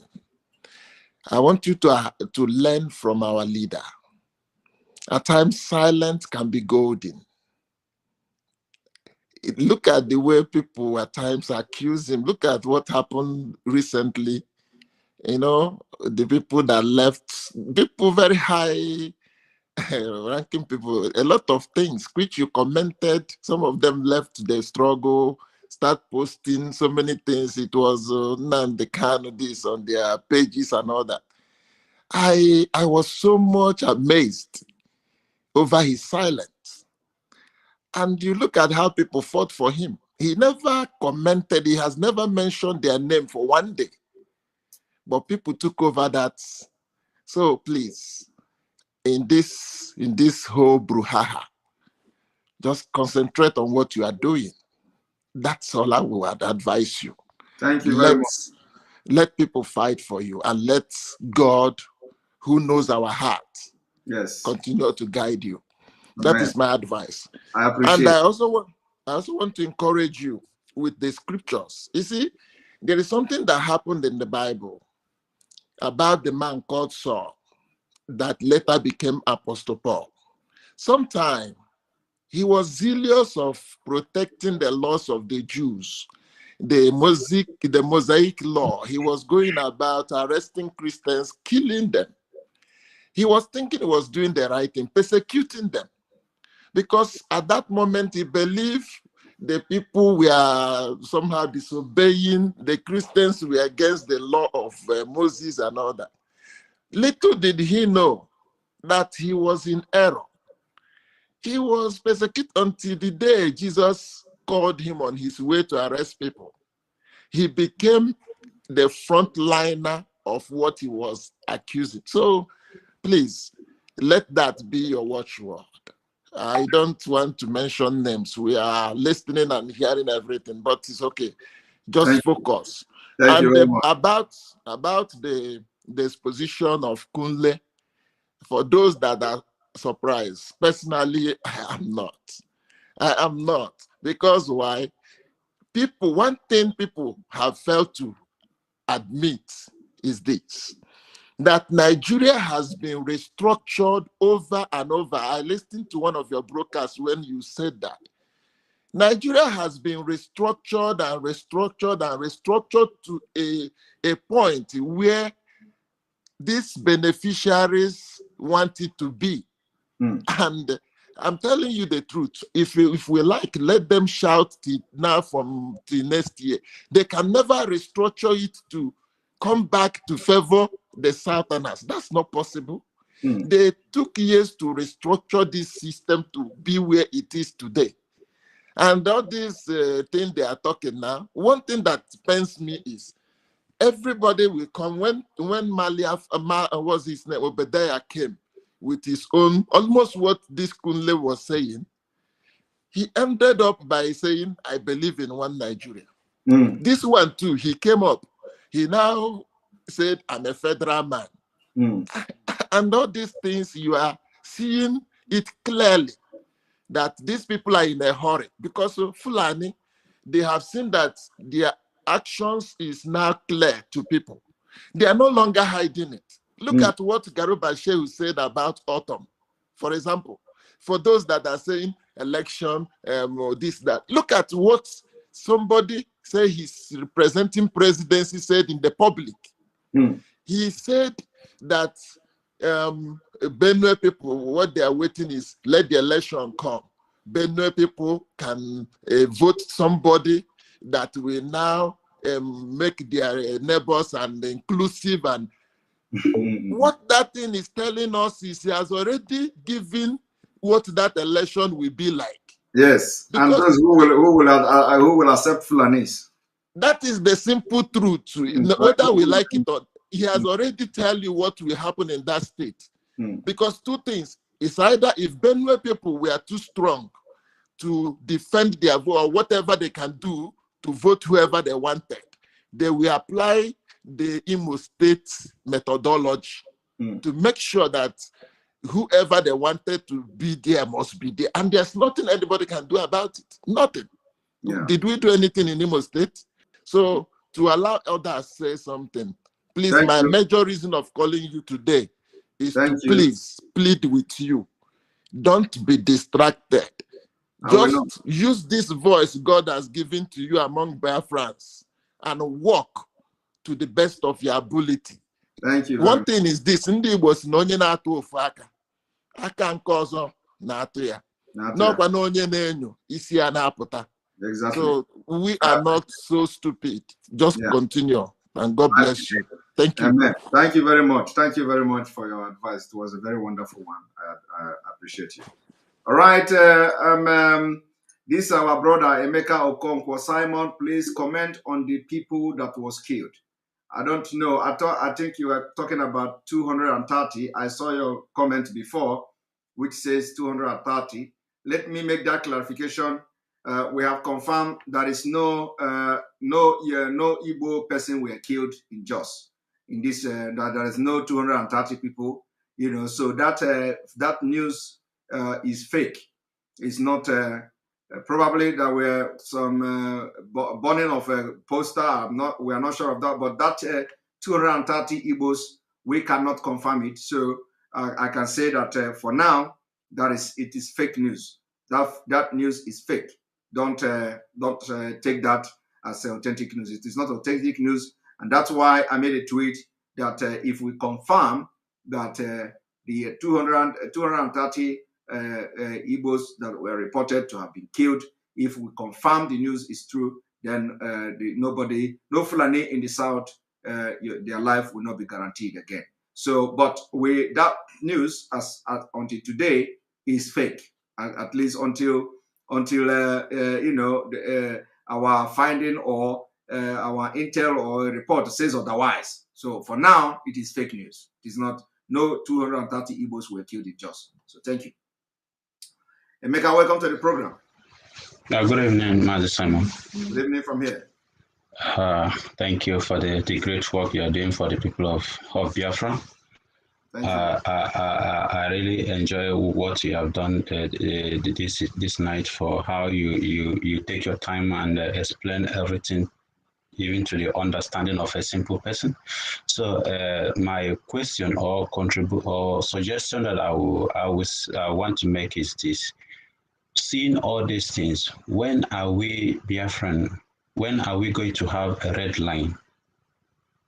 What I mean by a red line is that a red line where a pregnant woman, if a nursing mother can cross and able to feel safe, where a red line that enemy will be able to identify that, yes, this is a red line where I cannot cross, because at the moment everything is open. They are coming in anytime they want, pick whoever they want to pick, and there are so many people who are there but they are doing everything to frustrate the effort that people are making. So all these things need to be put in check in order for us to have control of some certain area. If you understand what I mean. So all these things is what, because in this fight we don't have to leave everything everywhere open. One of the states in the southeast can be used as a red line.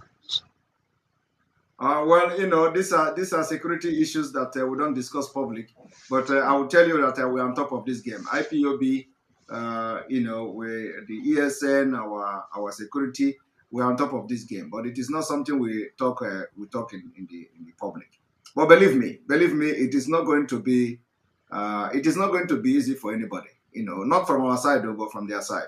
So, well, I think when the time comes, we will give them what they need. We will speak in a language they will never understand. Thank you. That's what I can assure you people is that make sure you support ESN. Very, very important. Because for this to happen, you need to, you know, that you need money. It requires money. We need tanks. We need everything that is needable. So, and don't say because of some gossiping like women. So for that reason, you are not going to support. I'm not buying. I'm not even into that gossip. Nothing will discourage me. Yes, nothing. make sure. Nothing. One thing you should know is that the people gossiping are not the one that is in the field. The people that in the field are different. Okay? Yeah. Thank you. That's fine. Thank you. All right, Obi Uchenna Joseph, welcome to the program. Good evening, Mr. Salman. Good evening. Welcome to the program. Sorry, I have to post my studies. Okay, go ahead. Something I just want to give a quick one here. I think with my little experience, I think it is actually time that we begin to look on how to give all these governors a total hit, you know, in Biafra land. Because I listened to a particular comment that this man was making, that he is giving the Fulani, and who wants to marry any Igbo lady, a millionaire support. Sorry, and then any Imolite father who refused to give their hands in marriage to a Fulani man will be fined $1 million. That's ridiculous, and nobody, not even the Ohanese, ever spoken against such words, as if the government rule is now being merged into the various families of the citizen who is governor. You know, that's a very big slap, but none of them could even speak up and condemn his words, because he cannot dictate for any father. He never trained the children. You understand? But that's by the way. And number two is this. You said something during your interview. I won't call it a debate. A debate with the BBC guy. You know, when he was asking you what if this don't happen, you told him there's an opportunity, there's a possibility of government on exile. But to my great surprise, the HOD was saying something about that cannot be done. I guess they misunderstood you, because you were trying to cover up further questions that could bring in more flames. You know, making him, because we all know that it's not possible that Biafra exile is declared with our leader being around. Now, the issue, what I'm trying to say is this: we don't need, the DOS do not need to begin to allow people to notice that there's an incitement of words. You know, you are working, they are working. I think at this point in time, we should put all hands on deck, because these people are in unity, working hand in hand, and majority of them are ready to die for this Islamization. So, and looking at the table now, IPOB is the only Biafra group standing that is upstanding and then fighting against this government. I think at this hour of time, I know the DOS, I know they are all listening to your broadcast. I think it's high time for them to keep every bag of misunderstanding one side. Put heads together. You are doing a very fantastic job. I tell you, everyone is not even missing that vacuum of our leader much because you are doing almost the same thing, exposing their evil plans. You understand now? And like Obasan just said, he said Buhari made the biggest mistake because the person who is taking over the charge of the broadcast is even more dangerous than Mazi Nnamdi, which is you. You understand now? So yeah, my brother, we don't even need to go there. Listen, let me tell you, the issue of the Biafra government in Ezra. You see, like you rightfully said, some people may misunderstand me. You see, I am operating in a very high frequency. And sometimes when I make a comment, people may not understand me. You need to operate in the same level of frequency that I'm operating for you to understand where I'm going. Yeah. Today Yeah. we have what we call the Biafra government in Ezra. It is existing. Are you aware of that? No. Okay, now you are hearing it for the very first time. We have what we call the Biafra government in exile. And what I said was not quoting out of context. What I said was that there is a need to revive it. You see, you do not need to come public and start responding to what I say. You understand? You do not need to come public to start responding to it. That okay, I don't know where you are coming from. I have not had anybody address it, but anyway, from what you said now, I can decode that maybe somebody must have made a comment about what I said. So but I didn't listen to it yet. I didn't hear that, but from what you said now, I know that somebody must have made, one of the leadership must have made a comment about that.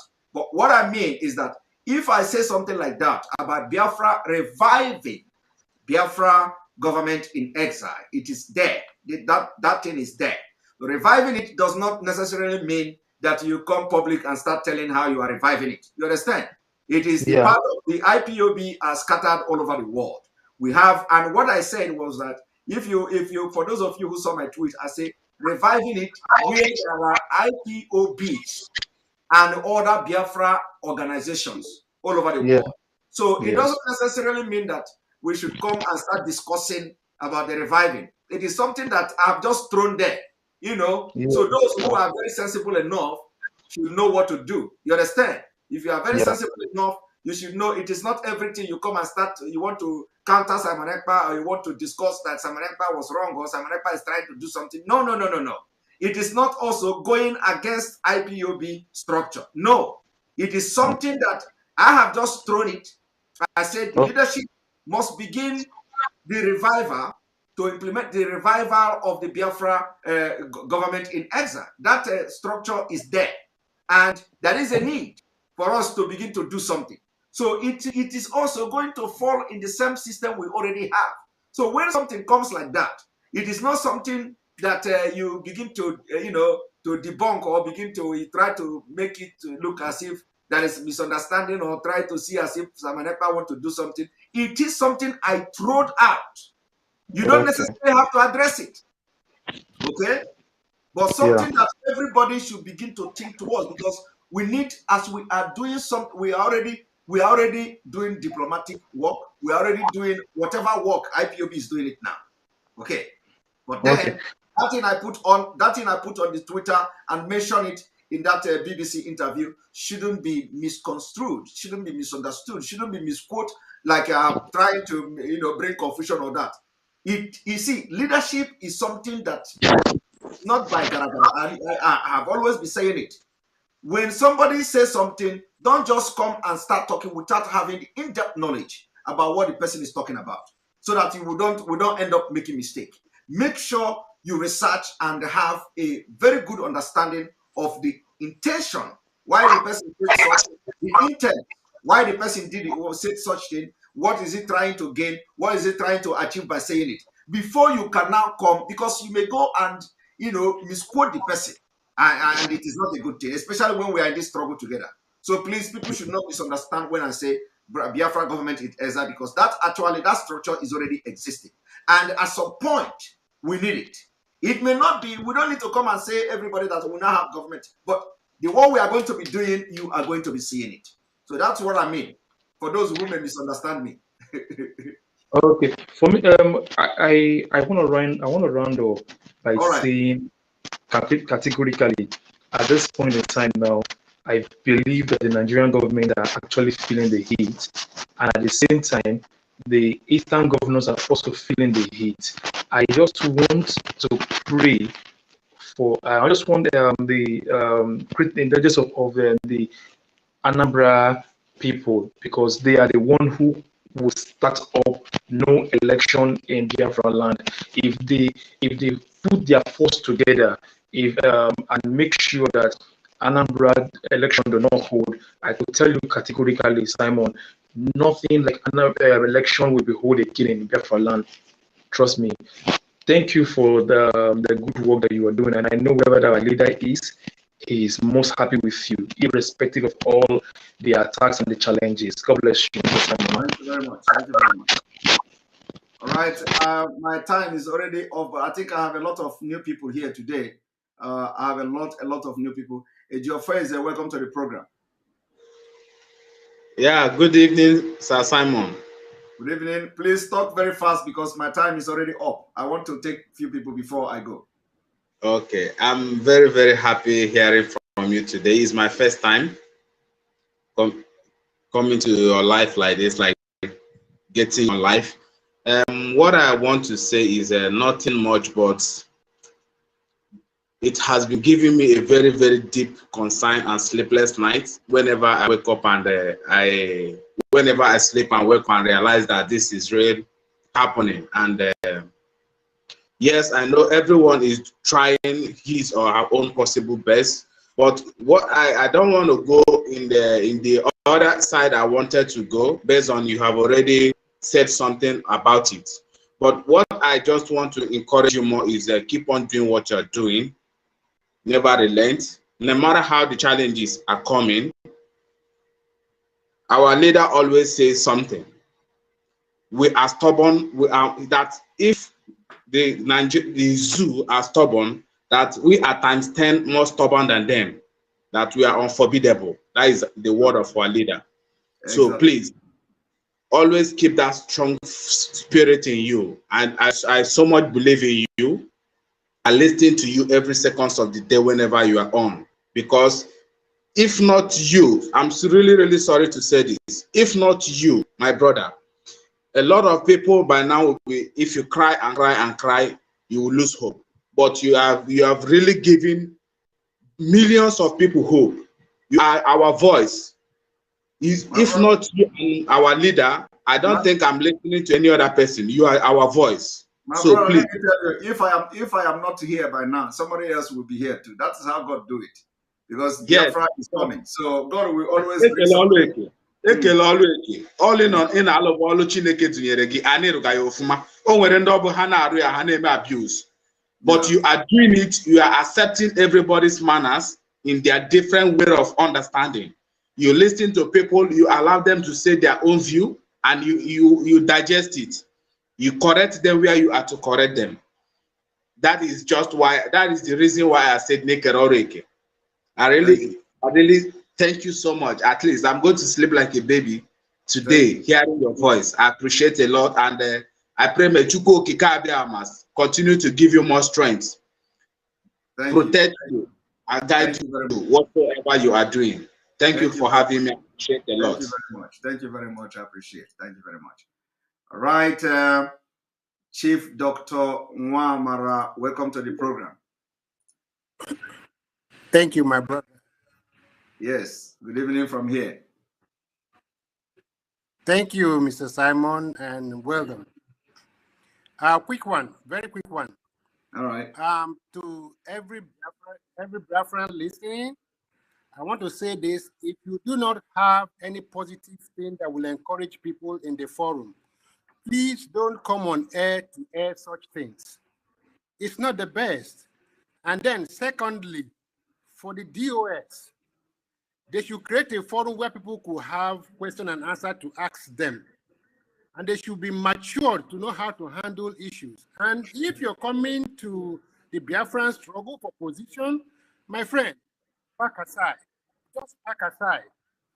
Let us be focused like Mazi Nnamdi was.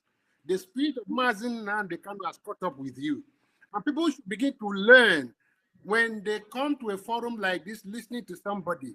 The essence is for you to pick from there, pick positive things and build on it.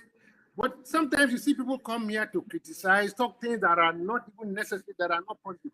Let's channel every energy to the people who are oppressing our people. That is the most important thing. And then lastly, quick one. The issue of Mr. Kunle talking about this is surprise is happening. That is why people are going to be surprised and discover at the end that we do not have leadership as a president in Nigeria. Many people will be surprised. So thank you, Mr. Simon. Keep it up. Don't respond to everything that people send on air. And God will bless you. Thank you. Thank you very much. You're going to be the last person. I've exceeded my time with 12 minutes. So all of you that are waiting here and you didn't talk, please forgive and forget. Forgive me that tomorrow is another day. We're going to have part 3 of this particular broadcast. Please forgive me. I have to work tomorrow and I have to now go to sleep. We continue from where we stop tomorrow. Remember, I give you my word just the way I give to Mazi Nnamdi Kanu. I am the person you can never break. I am like a tipa buaja. Imamaka. You're going to find name. Get no fu aneme. So when it comes to me, just go and sleep. Go and I will never be distracted, and I will continue to assure you just the way I assured our leader. I will never disappoint him, no matter what. So on this note, I will say good night. See you tomorrow. Part 3 is coming tomorrow. We are going to have about 2 or 3 broadcasts tomorrow in the afternoon, and then in the evening, maybe 2 times when I have break from work, and then in the evening. So see you tomorrow. Don't miss it. And may God bless Biafra. May God bless Ojuduwa Republic. May God bless the Middle Belt. May God bless Ambazonia. May God bless you. May God bless ESN. May God bless IPB worldwide. May God bless Mazi Nnamdi Kanu. May God bless Sunday Igbo and all of you fighting me and those fighting for me. May God bless all of you. And I say, have a very wonderful night. Good night.